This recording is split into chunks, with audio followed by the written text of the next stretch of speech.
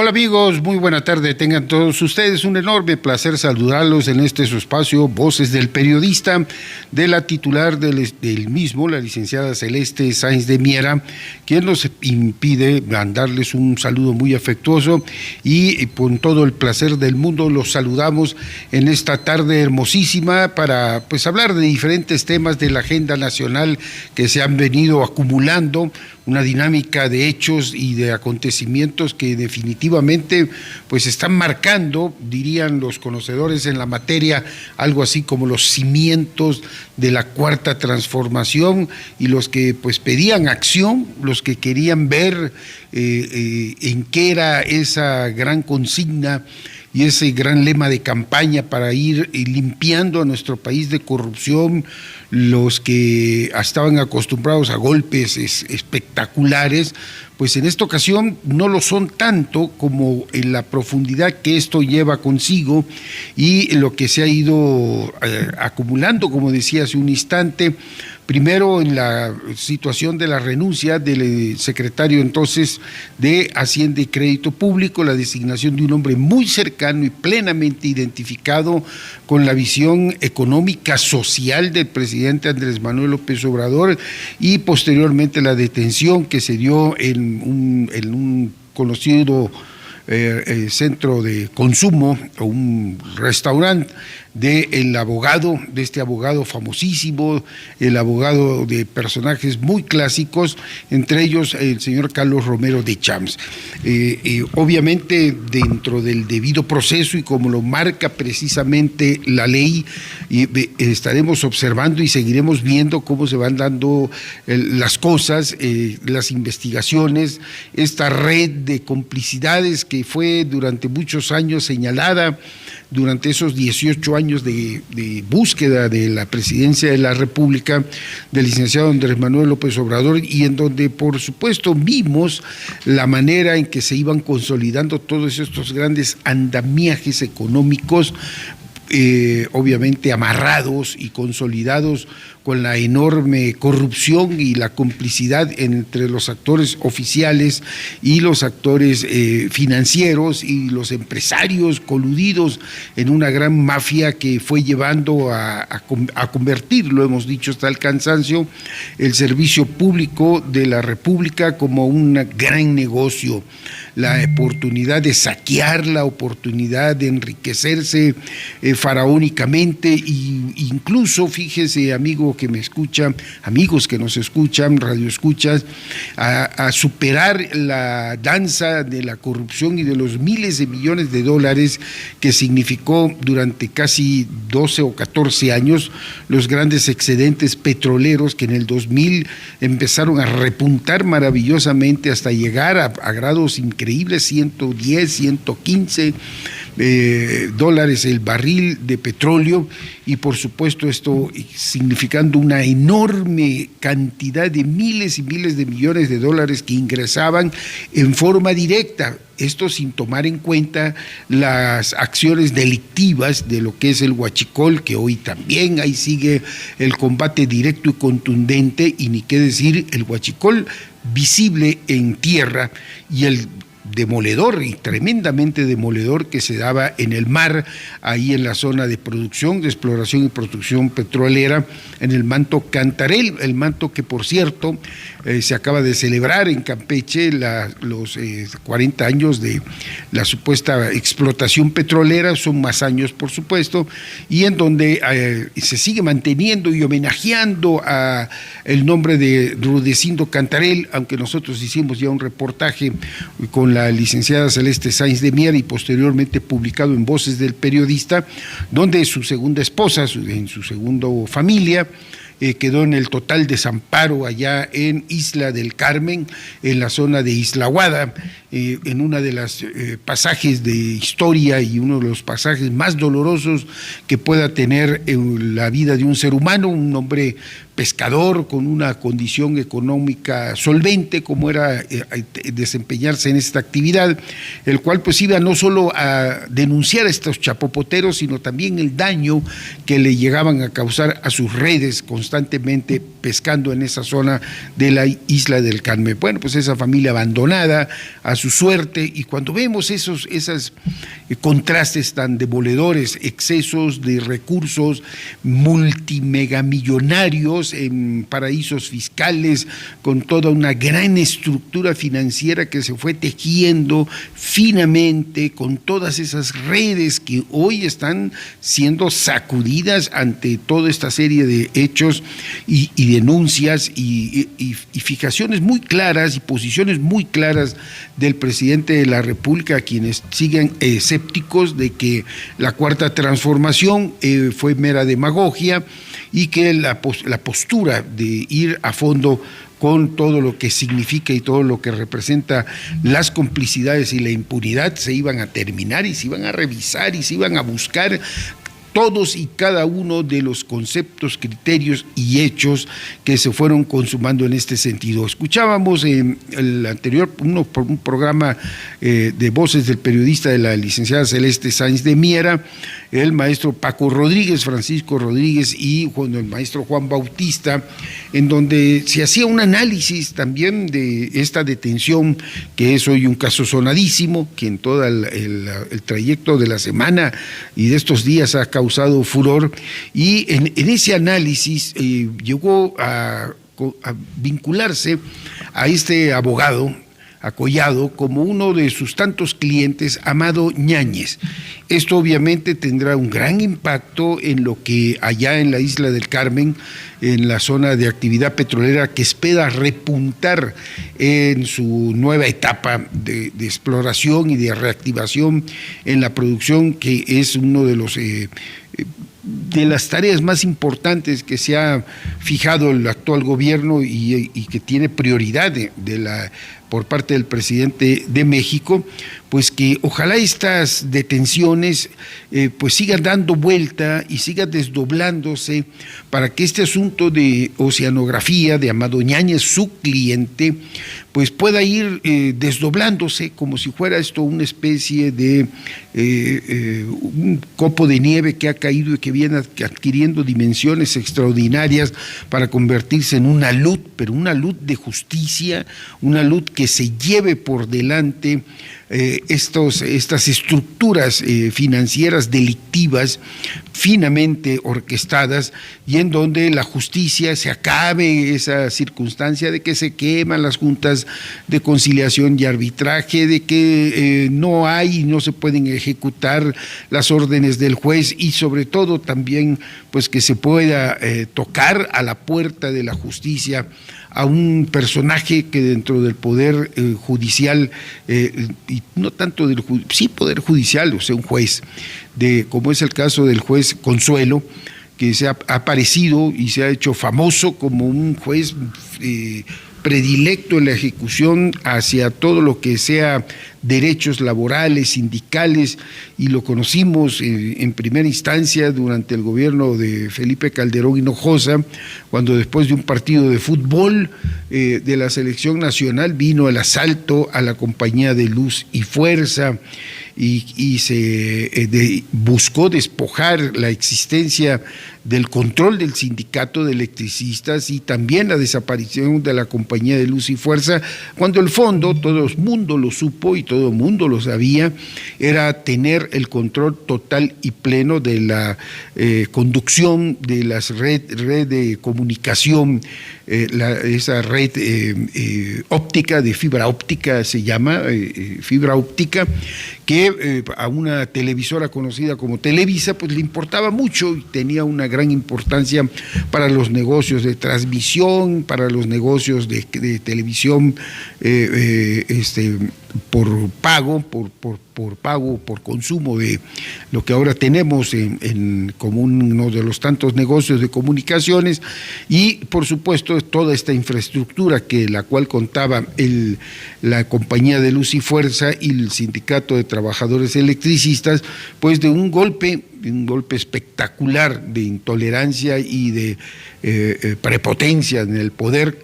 clásico en don Felipe Calderón Hinojosa, el famoso 0.50 y tanto del haya sido como haya sido, pues seguía los lineamientos de quienes lo validaron mediáticamente para estar presente, y donde se tuvo que entregar incluso el control de Petróleos Mexicanos al señor Suárez Coppel, ex coordinador administrativo de esta empresa televisiva, y que durante mucho tiempo pues estuvo ahí también en Petróleos Mexicanos, dándole fuerza y dándole contundencia a una empresa o a un despacho de subcontratismo llamado Telven, que se señaló y se supo en los ámbitos de la industria petrolera y del contratismo petrolero que pertenecía a un altísimo ejecutivo de Televisa, hermano de una alta funcionaria, procuradora, etcétera, etcétera, un señor tal López o, bueno, Arely Gómez, el hermano de Arely Gómez, ¿no? Entonces, todo este tipo de circunstancias que se están dando en estas decisiones de gobierno, pues me llevan a recordar, y perdón que lo ponga también como punto de referencia, que ese lunes en que tuve la oportunidad de estar por segunda ocasión en la conferencia mañanera, cuando hacíamos el cuestionamiento al señor presidente con relación a la asignación de contratos que se están dando directamente o por invitación restringida a varias empresas y que rebasan los 245, 50 millones de dólares y 174 millones de dólares, pues obviamente en la respuesta del señor presidente de la República, a mí me quedó muy marcada un concepto o un señalamiento cuando dijo: es que parece que no entiende, o gentes que están en el gabinete no entienden que esto no es un cambio de gobierno, este es un cambio de régimen. Es decir, el cambio es profundo, es drástico, y esto obviamente se derivaría 24 o 48 horas posteriores pues a la decisión de que se tuviera que retirar de la Secretaría de Hacienda quien ya no está ahí, por supuesto. Vamos a corte y regresamos.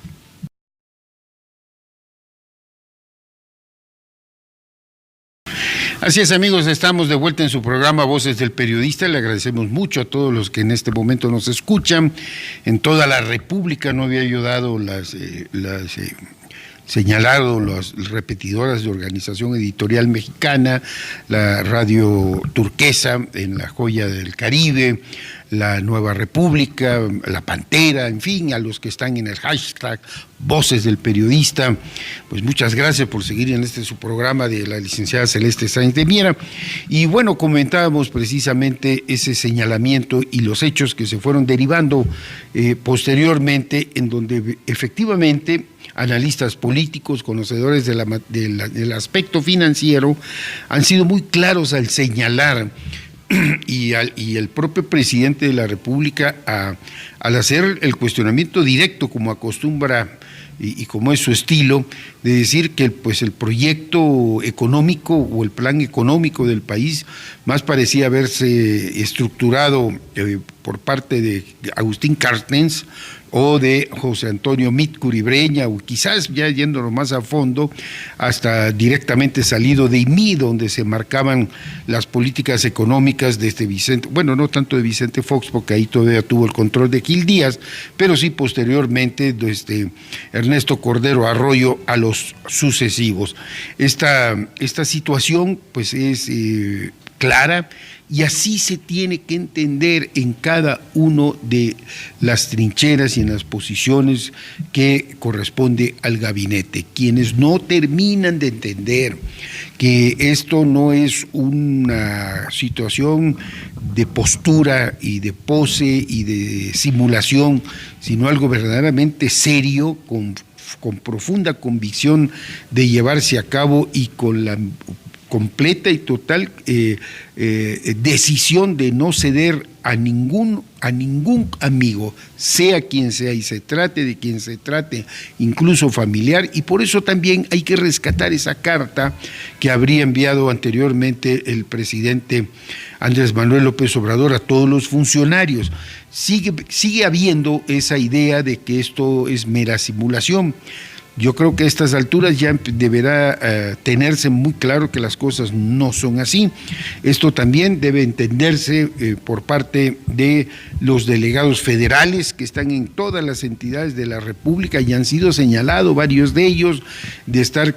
pensando o creyendo que son gobiernos alternos dentro de las entidades federativas y no el propósito y la decisión gubernamental de que todos los programas sociales y todos los programas que se han implementado a nivel del gobierno federal se apliquen en estricto apego a los mandatos del gobierno de la República. Hay quienes dicen, no, pues esto, ok, ya llegamos al poder, me llevo muy bien con el presidente, él es muy amable, lo conocimos hace mucho tiempo, no va a haber ningún problema.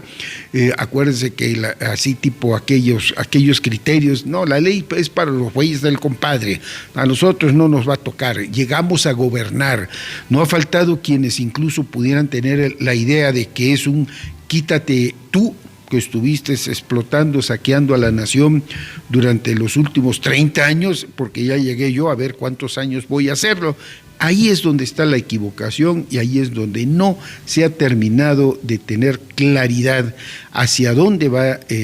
o cuál es la línea directa del presidente de la República y en dónde tendrán que definir las gentes que están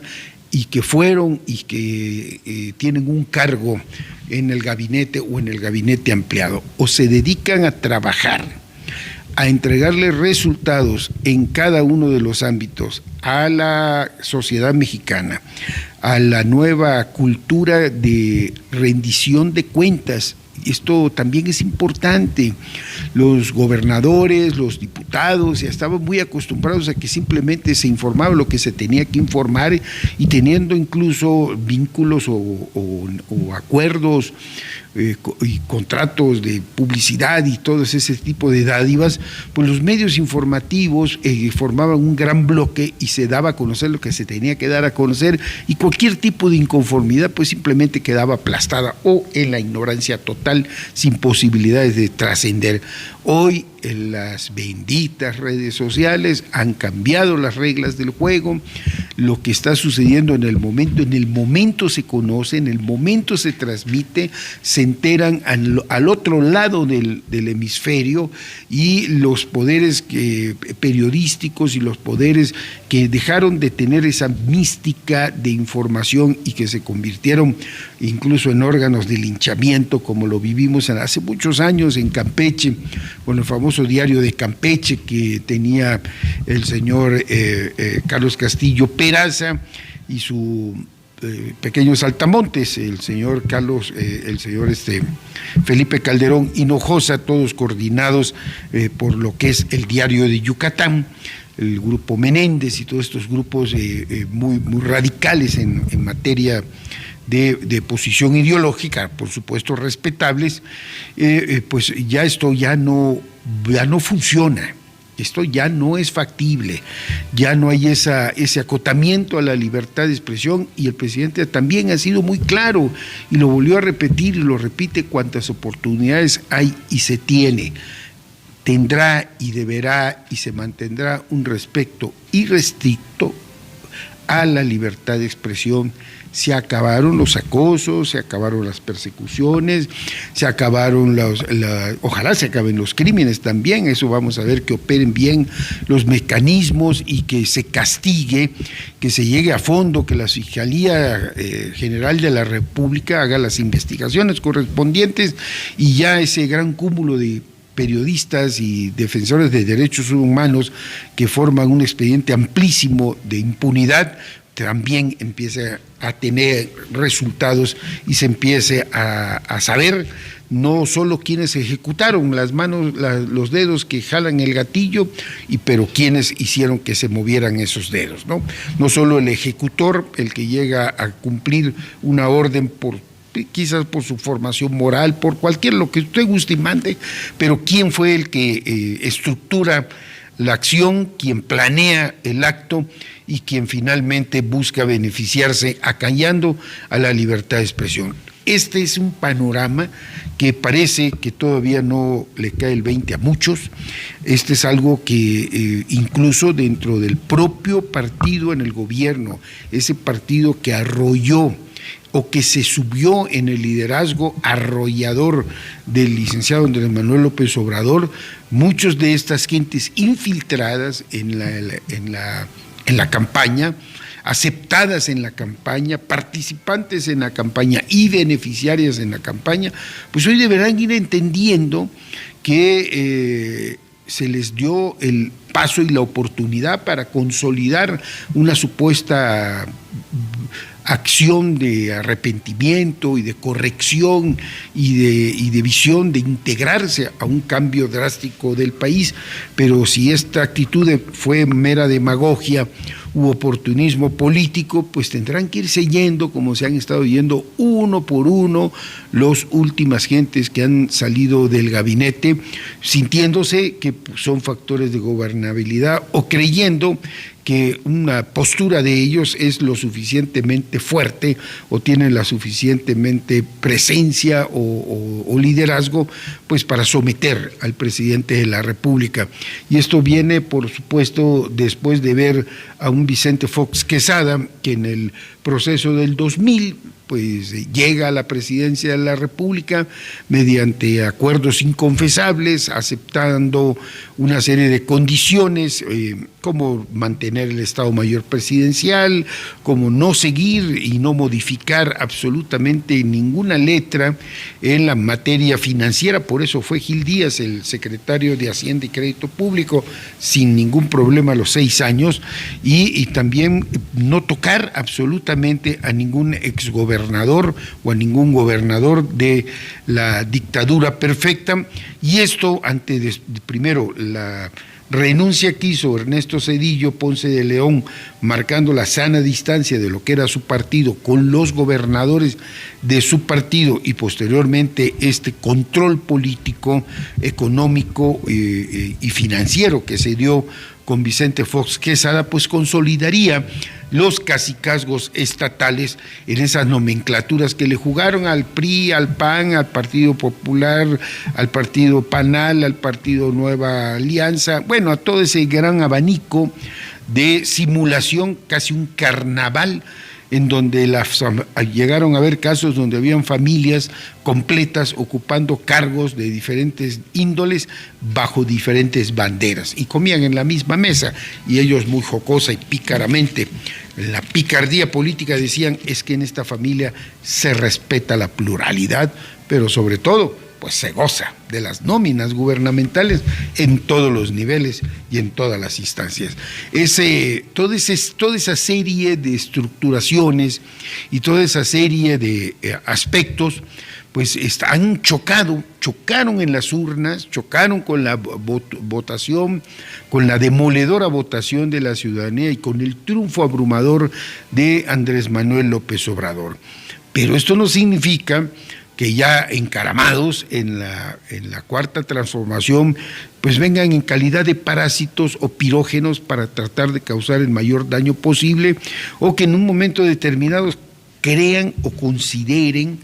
que el éxito o el triunfo del presidente de la República pues se debió a ellos. La vanidad es tan grande que hay quienes lo creen y lo piensan y están completamente convencidos, y se vio incluso cuando se integra el gabinete como algunos personajes que habían asegurado su permanencia o condicionado su permanencia para generar lo que ellos supuestamente creyeron simpatías políticas al partido Morena, pues ya querían pasar la factura, exigir posición y decir: bueno, yo coordiné la campaña, yo estoy llamado a ser, o estoy llamada a ser secretario de Gobernación, yo estuve en tal posición, pues a mí me lo tienes que dar, o yo manejé las finanzas, correcto, pero entonces aquí yo mando. Y esas ínsulas de poder que se dieron durante mucho tiempo en estos 18 años desde Zedillo, Ponce de León, posteriormente el señor Vicente Fox y Felipe Calderón Hinojosa. El caso de Peña Nieto fue diferente y se lo voy a platicar cuando regrese del corte.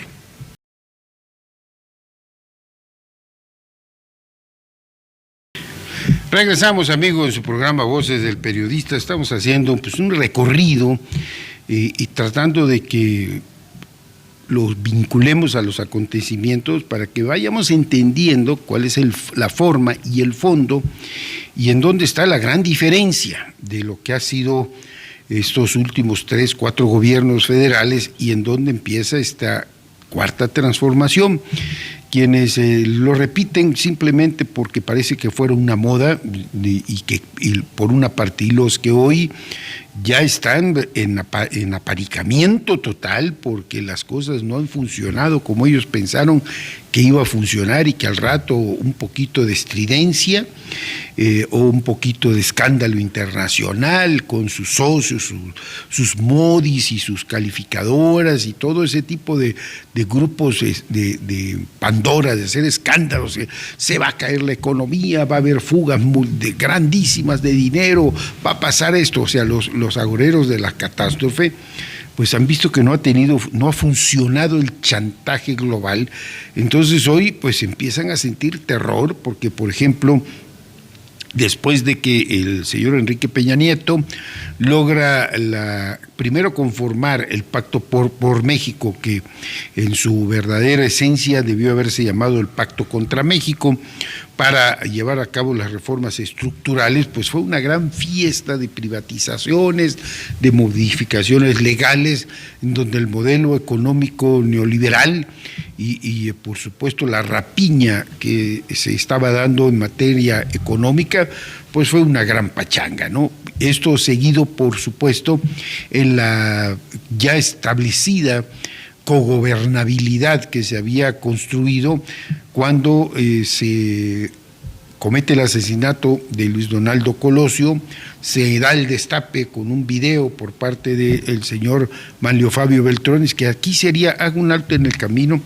pues interesante ahora que se está revisando muchos casos de la impunidad.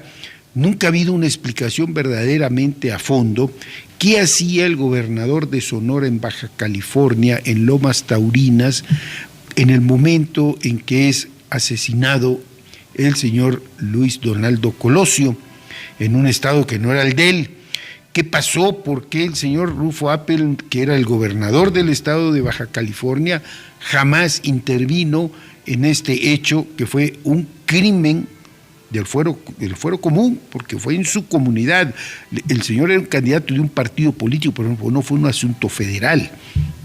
¿Por qué se llevó la mano que disparó la bala a este señor que fue el que dijo que pues había sido, o que era un águila solitaria, no recuerdo qué tipo de circunstancia, que asesina al señor Luis Donaldo Colosio, y que es entrevistado o que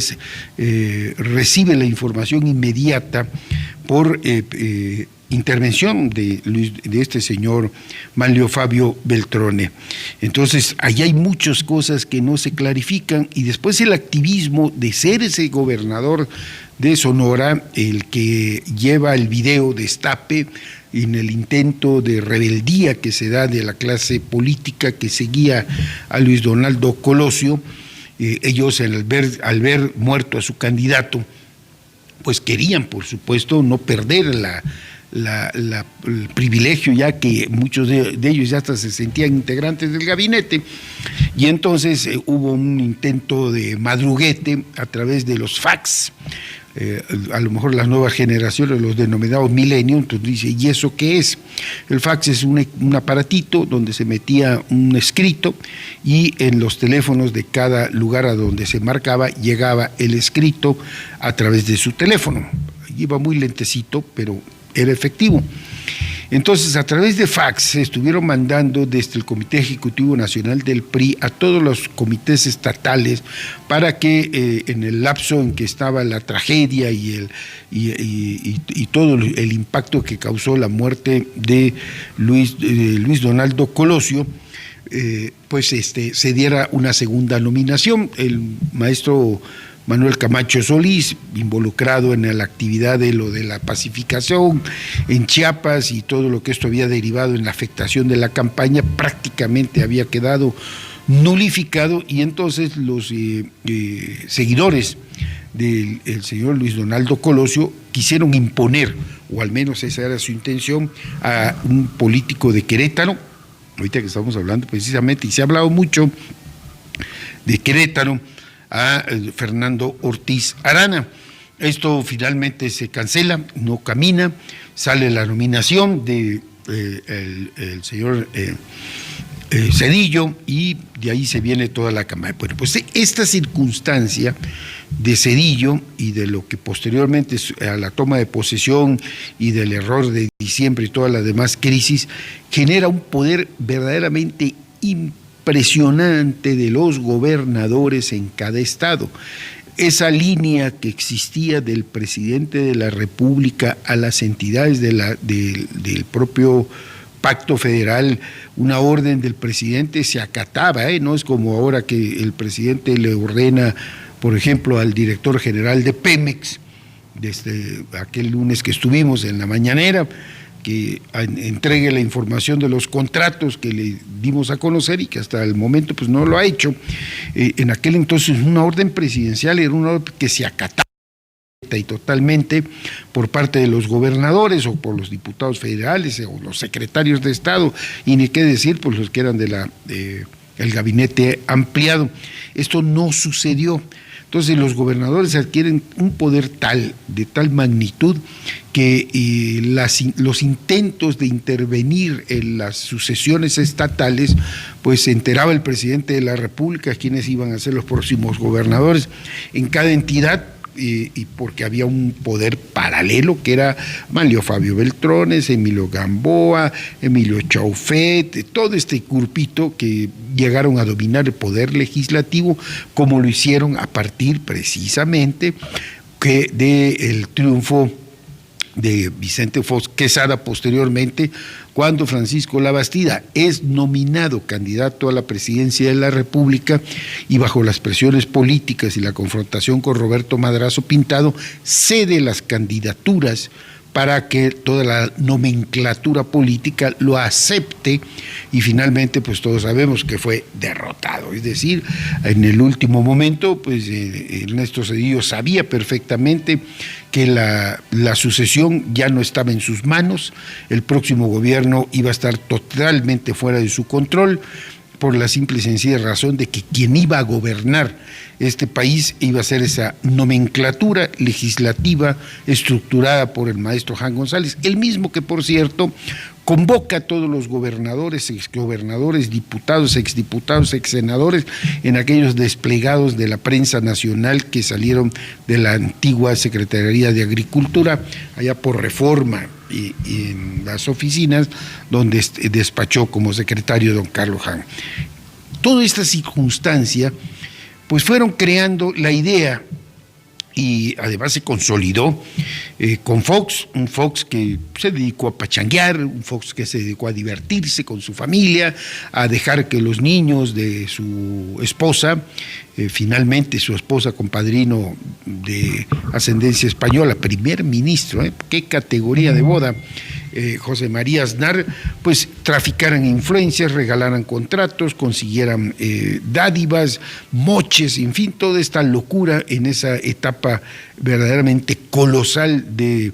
la danza de los miles y miles y miles de millones de dólares de los excedentes petroleros, y en donde los gobernadores hicieron y deshacieron a la medida de su gusto. Pemex Internacional hizo lo que se le dio la gana, y prácticamente toda la economía giró a partir de todos estos excedentes petroleros, sin que esto se reflejara en el desarrollo del país, sin que esto tuviera un efecto en el campo, en la pesca, en la infraestructura, pensando no como politiqueros de momento o como derrochadores de momento, sino con visión de estadistas. ¿Qué va a pasar cuando el petróleo se acabe? Si tenemos esta bonanza, pues vamos a hacer la infraestructura para buscar otras alternativas de producción. No, todo fue negocio, se acabó la autosuficiencia alimentaria, se acabó la pesca, se persiguieron, se hicieron restricciones en el mar, porque no es porque en el mar la vida no fuera más sabrosa, sino porque había que sacar miradas indiscretas del gran negocio del saqueo allá en Cayo Arcas, directamente en las propias plataformas o en el ducto de Dos Bocas, ahí donde vamos a tener ya todos los mexicanos nuestra refinería, y el poder económico que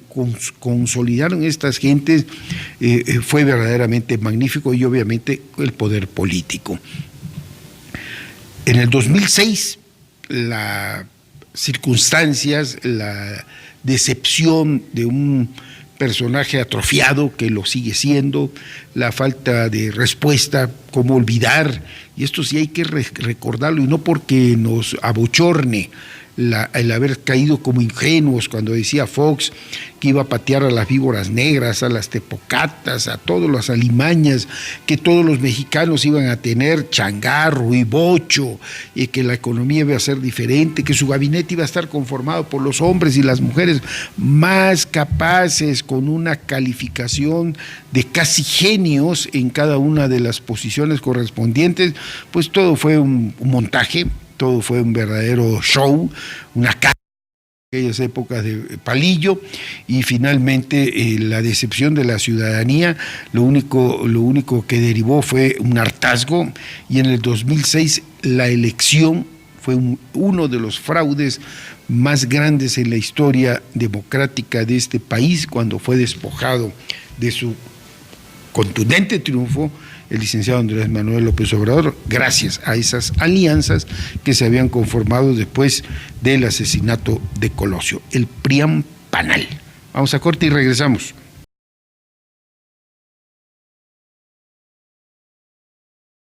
Pues amigos, ya estamos en el último corte, y vaya que se va el tiempo rapidísimo cuando estamos tratando de hacer este recorrido en menos de una hora, en lo que ha sido 20, 30 años de la vida de nuestro país. Y pues nos quedamos precisamente en el tema de la gran batalla que se había dado en el 2006, cuando nuevamente el licenciado Andrés Manuel López Obrador busca directamente la elección, después de una persecución tan tremenda como la que se dio con el intento del desafuero, todos esos montajes jurídicos, toda esa asociación para desacreditar al presidente con todo lo que fue factible, la intervención de diferentes personajes, de españoles del Partido Popular, el peligro para México, esas campañas mediáticas, un bloque mediático constante y permanente de estar en el rumor. Por eso es vital y fundamental tener comunicación. Quien no comunica, quien no sabe comunicar, quien no sabe explicar fehacientemente, y quien no ha terminado de entender que las mañaneras del licenciado Andrés Manuel López Obrador es una gran estrategia de comunicación para arrebatarle precisamente a todos estos intelectuales muy respetables, por supuesto, pero que están al servicio de intereses completamente ajenos de la verdad y de incapaces de hacer un debate en donde se mezcle la historia, la razón, el dolor, la marginación, el proyecto, los efectos y las consecuencias que esto va a traer. Al final, si tenemos un gobierno que mantiene la paz y la tranquilidad a partir de cubrir los satisfactores y de dar las oportunidades que merece todo mexicano, el Estado tendrá solvencia, habrá economía, habrá progreso, y los empresarios y los prestadores de servicio pues podrán tener negocios lícitos, bien remunerados, con las utilidades que da el trabajo, y no pues situaciones como ser, por ejemplo, secretario de Energía y tener su plataforma, o ser subsecretario de Electricidad y tener empresas para hacer negocio con los medidores o con las empresas españolas. Esa concepción, el que vaya, el que aspire y el que quiera estar en el servicio público, va a estar en el servicio público, va a trabajar bajo las normas del servicio público, y el que quiera hacer empresa que se vaya, por supuesto, a competir, que entre a las licitaciones, que las licitaciones sean claras, abiertas y transparentes, preciso, para que no estemos o sigamos en esa ruta de que son parientes, el que no tranza no avanza, y de que pues llegaste a hacer un trámite o llegaste a tratar de prestar un servicio y te digan, pues sí, tú eres buena empresa, tú das muy buena cotización, tú tienes un excelente referente, pero pues mi primo es el que va a hacer la chamba, ¿no? Y mira, si quieres, fíjate, nada más qué bueno soy. Y esto era el modus operandi eterno de Petróleos Mexicanos, ¿eh? El subcontratismo fue un hecho demoledor en la vida y en la actividad económica de Petróleos. Como punto de referencia fue en todo el país y fueron en todas las instancias. Si tú quieres, nada más para que veas que soy bueno, entonces le voy a dar el contrato a él y ve a verlo a él para ver si él te subcontrata.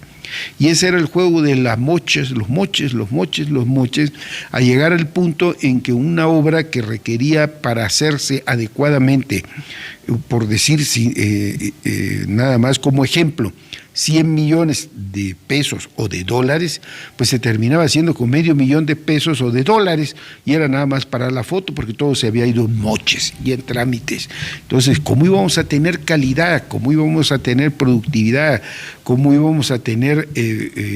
algo que verdaderamente nos llenara de orgullo? Todo, en toda la obra pública, desde el municipio hasta Petróleos Mexicanos y otras instancias más. Como olvidar, por ejemplo, aquel escándalo de las famosas toallas con Vicente Fox, ¿no? Se habla mucho de hoy de que, por ejemplo, todo este tipo de situaciones finalmente nunca se castigaron. Entonces les decía, al presidente Andrés Manuel López Obrador y al pueblo mexicano le roban la elección en el 2006, ese grupo político asociado, esa minoría rapaz, pero con todo el control mediático y con todo el poder económico y con toda la nomenclatura en los estados, y sigue adelante la administración del señor Felipe Calderón Hinojosa, una administración que se caracteriza por la disfuncionalidad, por la ocurrencia, por la atrofia que normalmente se da en gentes con el problema de la enfermedad del alcoholismo, procuradores cesados a las 2 de la mañana cuando el alcohol y la botana ya colapsaban el cerebro, y después ubicados en sus cargos a las 10, 11 de la mañana cuando llegaban a entregar pues su renuncia, y el propio alcoholizado le decía, ¿y esto qué significa? Pues señor, vea usted a las 2 de la mañana pidiéndome mi renuncia. Bueno, porque estaba yo borracho, ¿no? Todo ese tipo de cosas. Un control político en el país tremendo, 4 secretarios de gobernación, 2 de ellos muertos en accidentes que nunca quedaron muy claros, a pesar de que hasta reportajes se han hecho, y finalmente se queda sin candidato al tener precisamente la muerte de Juan Camilo Muriño y todo ese gran proyecto que traía el Partido Popular Español con Juan Camilo Muriño, con los negocios petroleros en las grandes astilleros españoles, y lo que eso significó, y que en otro programa abordaré la historia, lo que significó el tener el control de Pemex con el señor Suárez Coppel, con Sacir Vallehermoso, los rescates que se dieron multimillonarios que nunca se han aclarado a Repsol, y ni qué decir todos esos famosos floteles que lo he dicho y lo voy a seguir repitiendo. ¿Dónde están los floteles? ¿Dónde está esa infraestructura marina de barcos especializados que se contrataron directamente y que fueron un éxito tan grande en la economía y en la política española, que significó la reelección de Rajoy en España para beneplácito de hoy un defenestrado también Partido Popular Español? Esas son las cosas que nosotros debemos darle seguimiento y tener conocimiento para ir entendiendo qué es lo que hoy está enfrentando el gobierno que nosotros, la mayoría de los mexicanos, instauramos. Más de 30 millones de votos que no pueden quedarse nada más en el ejercicio democrático de haber asistido y de cuidar la elección, sino que el verdadero reto es el que se está dando en este momento. Hay que apoyar al gobierno de la República, al presidente de México, porque se está dando hoy la más cruda, sorda, pero peligrosa batalla contra esa inercia, contra esa nomenclatura del priampanal y contra esos auténticos y verdaderos enemigos de México. Amigos y amigas, para el nombre de la titular de este espacio, la licenciada Celeste Sáenz de Miera, soy su servidor Enrique Pastor Cruz Carranza y le envío un saludo muy afectuoso. Siga usted en la información de ABC Radio. Buenas tardes.